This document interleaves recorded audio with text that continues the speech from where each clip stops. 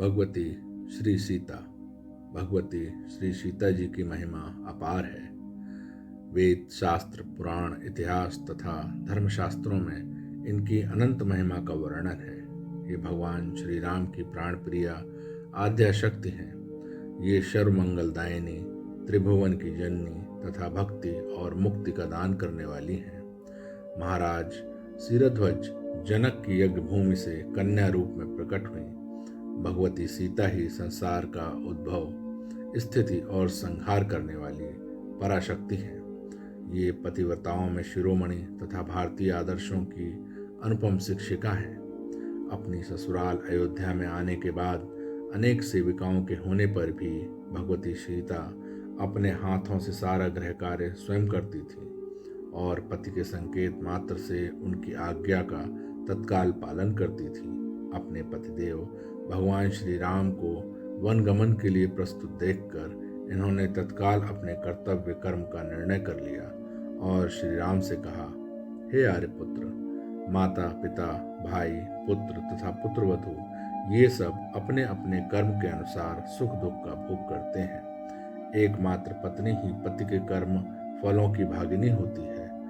आपके लिए जो वनवास की आज्ञा हुई है वह मेरे लिए भी हुई है, इसलिए वनवास में आपके साथ मैं भी चलूंगी। आप में ही मेरा हृदय अनन्य भाव से अनुरक्त है।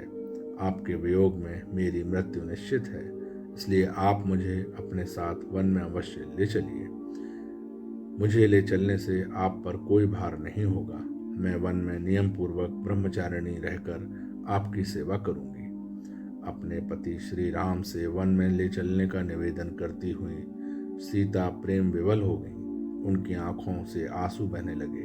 वे संज्ञाहीन सी होने लगी। अंत में श्री राम को उन्हें साथ चलने की आज्ञा देनी पड़ी। माता सीता अपने सतीत्व के परम तेज से लंकेश को भी भस्म कर सकती थी।